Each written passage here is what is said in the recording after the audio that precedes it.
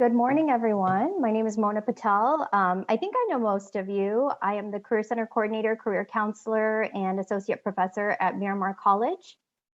And I would like to give a shout out to a couple of individuals who have joined me from Miramar today.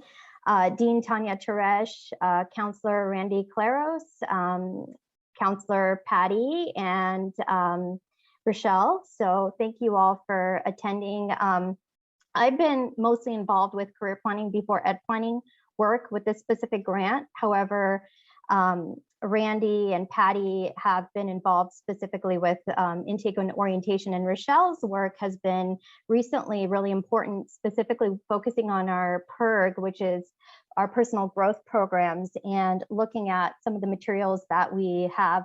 So I've been working with her specifically on the career course that's taught, and just making sure that we are organizing the information and providing assistance to instructors who need any career development items or just information on those classes. So for today's topic, I haven't had a chance to actually connect with anyone at Miramar about this specific topic. As all of you know, Claudia is on maternity leave. And I was actually, Miramar was the last minute add to this particular presentation date. So I apologize for not following directions and using the template that you had provided, Joy. So I've just used my own. So this is great. Thank you so much for jumping in and presenting today. We really appreciate it. Yes, and I am by no means a data expert. So this is definitely not up my alley. So modernizing career centers through the lens of equity to better serve our BIPOC students. I think this has probably become a topic that a lot of us who oversee career centers or work at career centers have been thinking about quite a bit, especially in the recent year. Okay, so why is it not going to the next slide? Oh, there it is. So I'm just going to start with general data about Miramar College. So, and then I'll go to the specific data that's tied to our career center and how students have used our services. So in general, Miramar's first generation college students consists of 24% of our total population. The largest representation in terms of ethnic groups at Miramar there's a breakdown of 37% white, 27% Latinx, and 14% Asian American or Pacific Islander. The ethnic group that has the lowest retention and success rates at Miramar are those who identify as Black or African American students. Due to the statistics that we saw in terms of the lowest retention rates and success rates, and also given to the numerous events, unfortunately, that have occurred in the past year and a half. I think a lot of us were shaken up after the murder of George Floyd, and several of our campuses have started taking steps for, coming up with call to action for Black Lives Matter and just having deeper conversations as to we really need to do more. So that's where some of us at our career center, including the counselors, we're talking about, we definitely need more professional development on, how can we better reach our students, specifically Black and African American students. And I think that the larger goal is to really strategize different ways that we can better serve our BIPOC students, but that is such a huge and overwhelming task to take on all at once. And we felt that due to the conversations that are more current and what's happening on campus and regionally and just in our society, some of the police brutality and just, long history of oppression and racism has really, been draining. And we definitely want to do more. And I felt that a lot of us needed professional development, but we also, at the Career Center, we're not really sure about the data in terms of how many of our students were actually using our career services. So these were some of the questions that we started looking at as to, overall, how well are we serving our BIPOC students? Well, we know there's always room for improvement there. But how many students identify themselves as Black and or African American that actually use our services? So we looked at specific data between July 2020 to July 2021. the total number of students that used our career services at the Career Center or attended any of our virtual events, how many of them actually identified themselves as Black or African American? And among these students, what specific services did they use? So did they come in for like a resume review? Did they come in for job search, career exploration, et cetera? And overall, with this data, we wanted to try to think about, what can we do to better support our Black and African American students? Because I think that generally speaking, we obviously have some ideas, but we wanted the data to kind of guide us in deciding how we were going to try out maybe new approaches. So as I mentioned earlier, at the Career Center, we are not data experts by any means. And so we do have a system called SARS that most of you are familiar with. And this is how we make appointments for one-on-one counseling. This is where we record the number of students that attend our workshops. And so when we actually started looking into some of these questions about, how many of our Black and African American students are utilizing our services, we needed to look at our CSID numbers for our students. And so we collected those and we were able to look at our reason codes. Reason codes are basically, different services that they used at the Career Center. And we were able to provide that to our research office. So that's under the Miramar College Office of Planning, Research, and Institutional Effectiveness.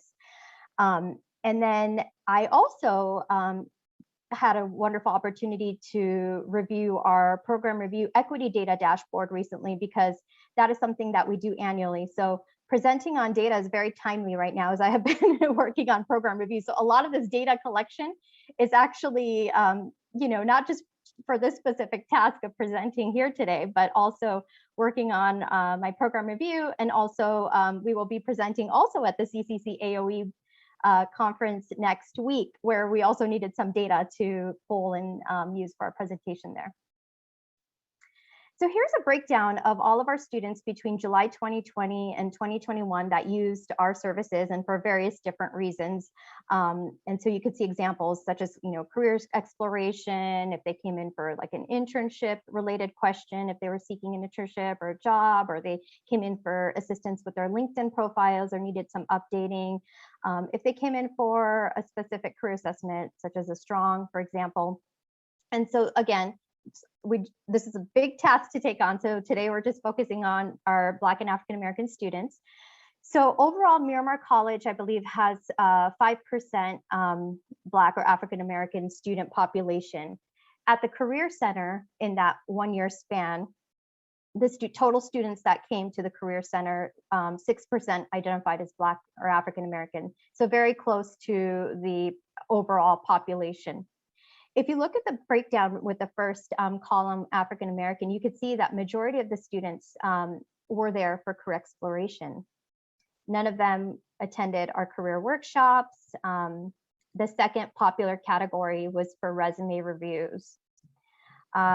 We didn't see any for interview preparation type of categories, and some of this might just be very subjective, or some might be very intentional about the type of is it a larger group setting, or is it more of a one-on-one type of counseling appointment that addresses one of these categories. Okay, to move to the next slide. Okay. A little slow here. There. So from this data collection, what did we learn? We learned that approximately 49 students from the total that came to visit the Career Center identified as African American, and of those, as I mentioned, were 6% of the total students that visited. And over a quarter of the students did career exploration. 1/5 were using our major exploration type of services at the Career Center. So in this past year, how have we used this data to guide us in terms of the type of activities, our own professional development, how we engage with employers, and how we use our career education, career ambassador program? So for us at the Career Center, given, just again, everything that had occurred last year, long history of oppression, racism, but especially us being shaken up and feeling like we got to do more, like we have to find ways to better serve our Black students, we felt that some of us had had professional development opportunities. For example, one of our counselors had recently attended, some of you might know Luke Wood. Now he's a vice president of student affairs at San Diego State University, but he does a lot of professional development opportunities with the idea of helping Black Minds Matter, and I think specifically men of color. I have not, unfortunately, had a chance to attend any of his professional development activities, but I've heard great things about his trainings. And so when one of our counselors came back with this material, I said, well, I think we really need to put an event together that allows for many of us who are feeling like we want to do more, but we also need more professional development. We need to understand the trauma that our Black community has been facing. And we may have the expertise when it comes to career development theories and career assessments and the traditional way of doing career counseling. However, there's still this, it's not enough. We have to do more. And so I reached out to one of our career counselors that I felt was really passionate about this topic. And I said, let's connect with our sister colleges and the career centers there. Let's connect with City, let's connect with Mesa. And let's talk about, the experience, the Black experience of navigating through a workplace, because that's something that I think not only students can benefit from, but also a lot of us professionals who want to understand this topic better and learn from it. We need to engage in this dialogue. And so Michelle, who's one of our counselors, reached out to our sister colleges. And that's where we came up with this event, Navigating the Workplace During a Racial Reckoning as a Black Person. So Dr. Bull and some of these individuals have moved on to other career opportunities. And so their titles may have changed since we first put this event on last year during National Career Development Week. So National Career Development Week is a national, an entire week that celebrates career development. So at Miramar, we try to do a week long of events that are very intentional. And last year's topic for National Career Development Week was targeting diversity, equity, and inclusion. And so this was one of our highlights for that week. And we felt that we needed to reach out to experts, individuals who could speak about this experience, who were alumni, SDCCD alumni, or current leaders, and were also willing to share their experiences openly. And so when Michelle reached out to Dr. Bull, he really helped us lead this particular panel discussion. And I felt like it was a start to something that I would love to see ongoing, because some of us may not be able to attend some of these professional development events, or there are some great conversations that start, and we want to know more and learn more from some of these individuals. Of course, we have their contact information, but I would love to see some of this continue on later down the road. So that's an example of something that we felt was a good start, and we would love to continue more conversations like this, and potentially in the future looking at other BIPOC groups. The next employer engagement type of piece that we started to pay more attention to is how are we having conversations about just recruitment, and how our students align with certain types of cultures that we engage with in terms of our employers. Do we just work with any employer that comes to us? Or, are we looking at their mission and their values and how they practice diversity, equity, and inclusion?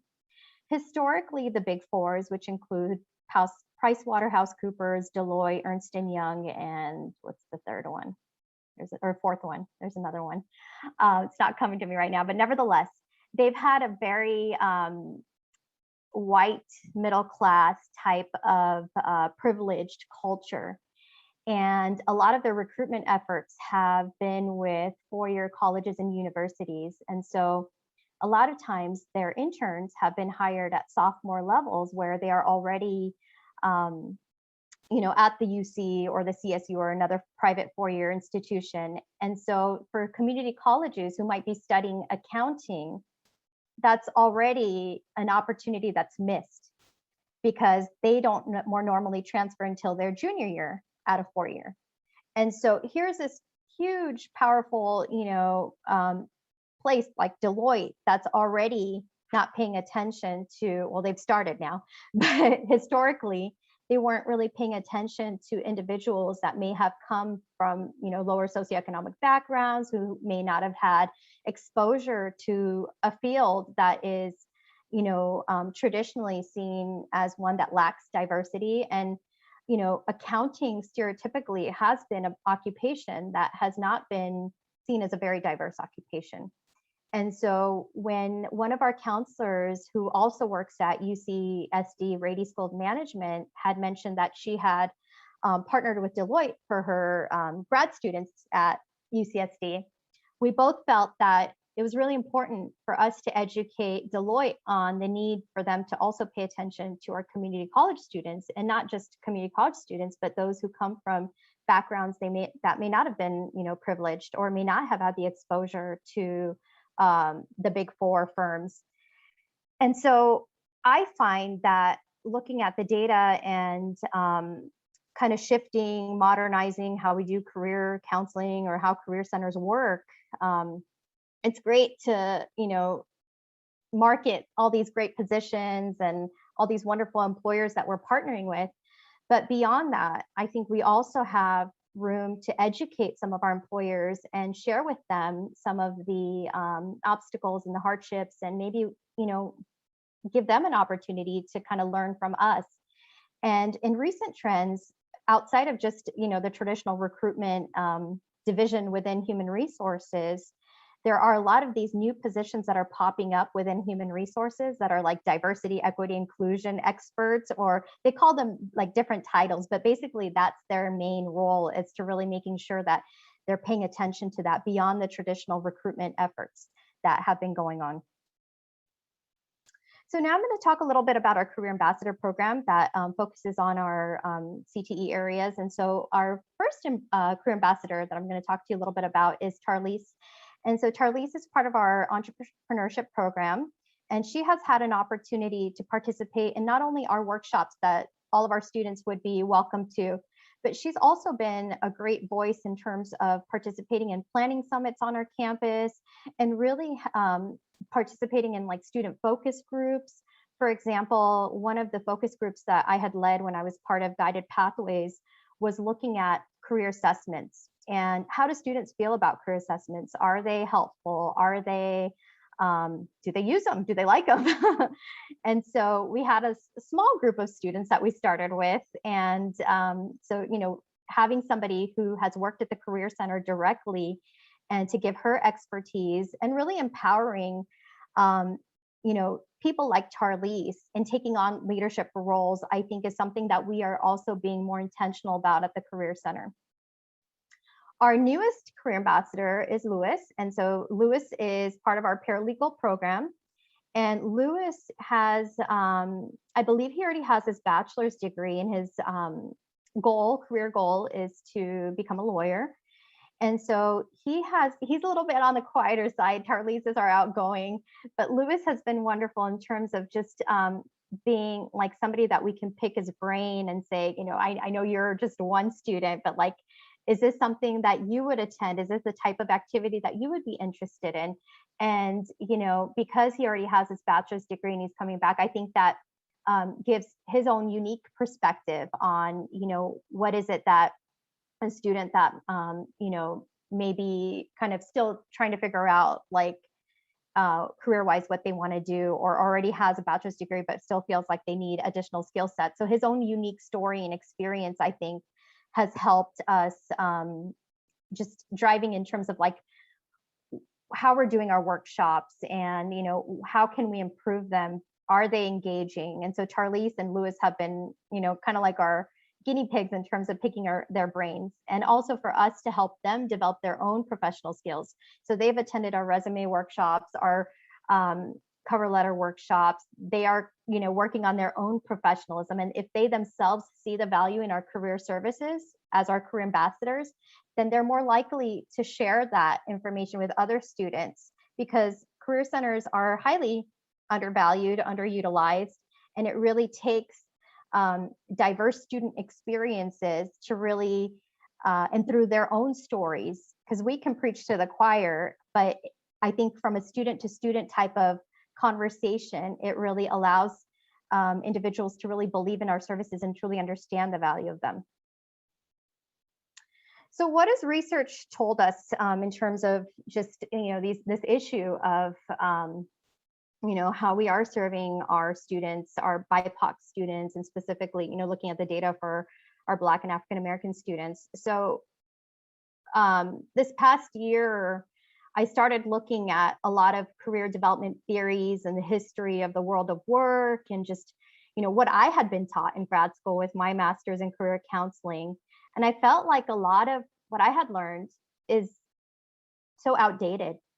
A lot of the theories haven't really evolved since the 1950s and 60s. A lot of the subjects that were studied were white middle class individuals who participated in some of these studies. And even though there are conversations about multicultural counseling, I feel like the instruments and the theories that have been provided to us as career professionals, as career counselors, still need a lot of work and a lot of updating. So something that I think we all need to acknowledge is the world of work is based on imperialism and capitalistic culture or structure, and how we talk about professionalism, what we see as professionalism has been, the tone has been set by a dominant culture.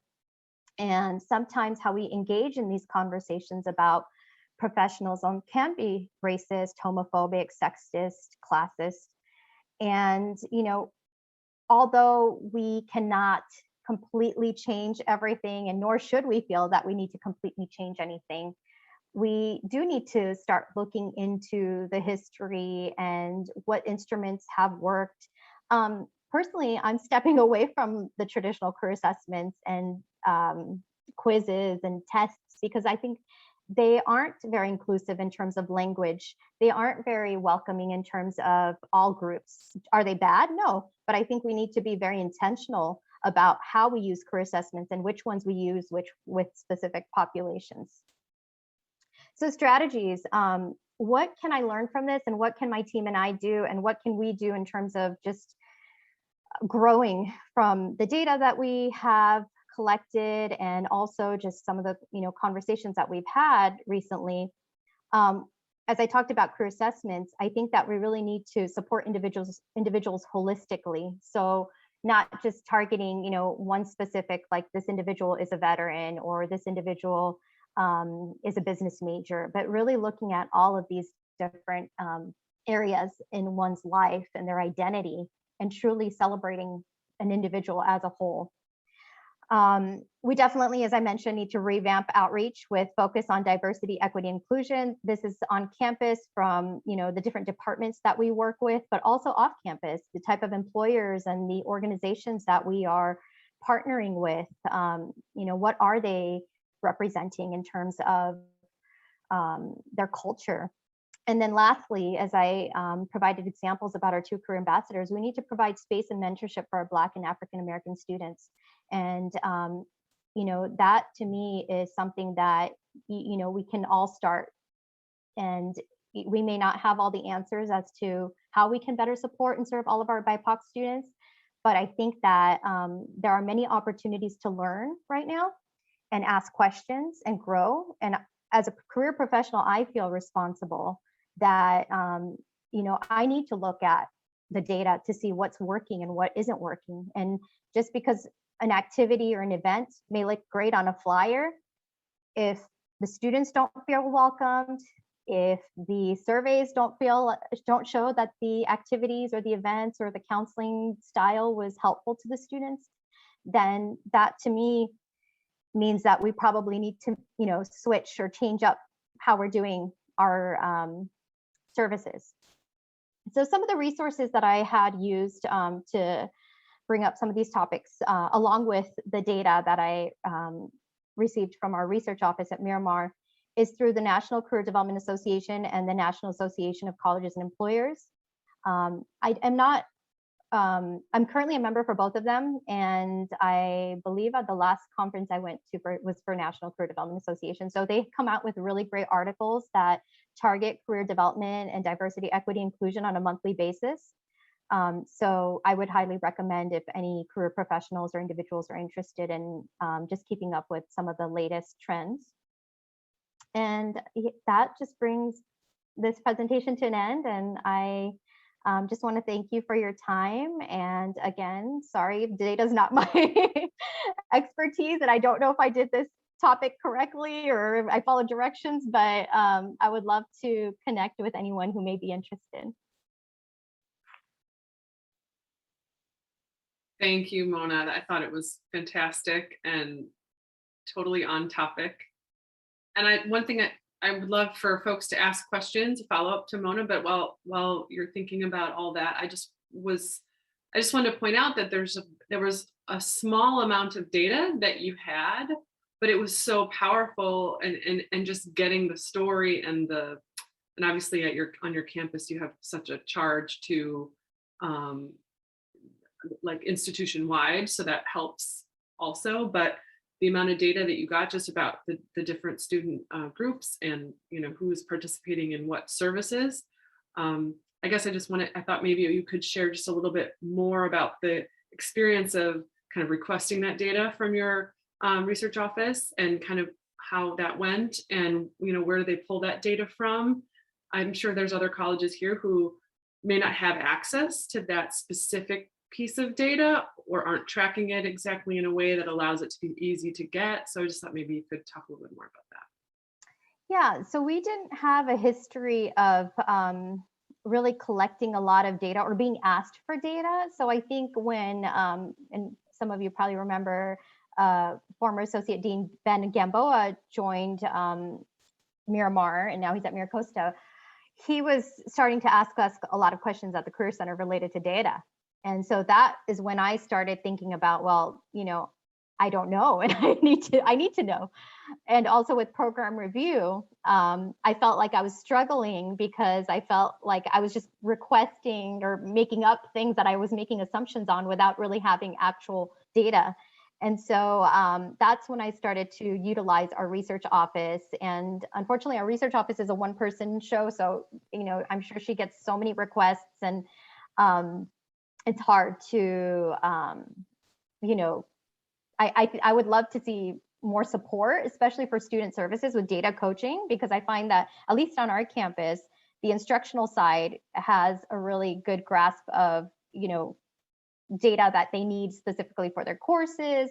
But I think in counseling, like areas like counseling, I just feel like it's not something that comes to me naturally, and I need a lot of support in that. So a lot of it was just, sending requests to our research office, making sure that I was doing it a couple of months in advance before I needed to do the program review, not last minute. And then SARS, that's something that all of us counselors are familiar with. So if we are very systematic about looking at our reason codes, and some of us had to, like at the Career Center, we had to create a bunch of reason codes. We felt like we had to almost like clean up some of the reason codes and really have a conversation about like, how is a career assessment reason code versus career exploration different, and how are we going to capture that?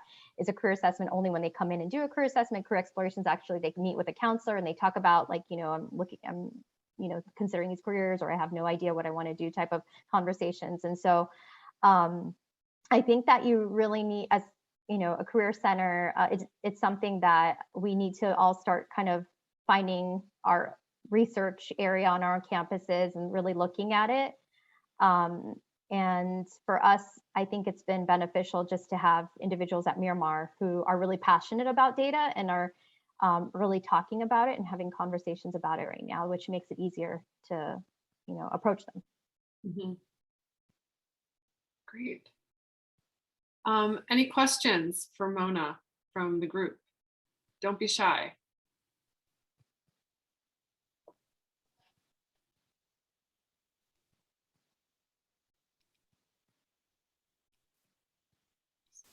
Mona, I just have a quick clarifying question. Is it the SARS reason codes that enabled you to look at what services the students were getting in the Career Center, or did you do a separate sort of look at sign-in sheets and things like that in the in the, So sorry, I wasn't specific.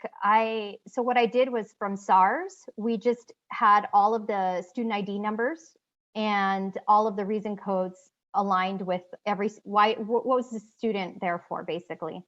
And we sent that information over to our research office. all right, okay.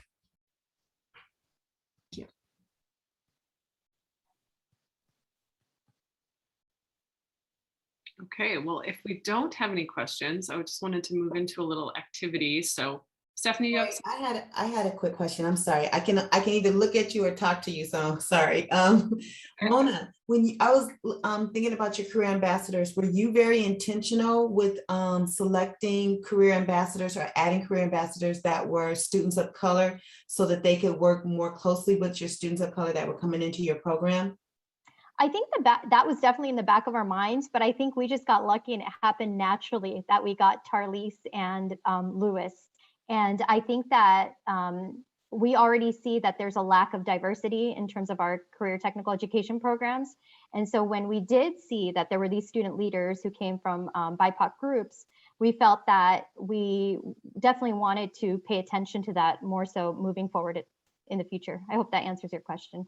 It did. Thank you, because I've been pushing that. So I just wanted to see if that was okay. Thank you.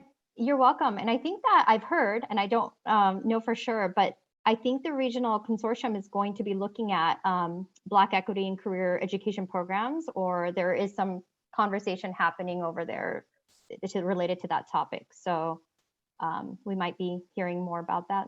I don't know. We have one question from Rosie. How do you fund the Career Ambassador Program and who supervises them? Strong Workforce is funding the Career Ambassador Program. I think it's similar from what Grossmont shared as well for their campus. And in terms of supervision, we don't have like a direct supervisor. We have a part-time project assistant that's a lead. And she has been the kind of spearheading the recruiting of the career ambassadors. Where I've been involved is more of the interviewing process. If we want to find career ambassadors and making sure that they align in terms of their areas of like what they're interested in and skill sets. But in terms of the recruitment piece, that has been one of our, we call them NANCE employees, but they're project assistants.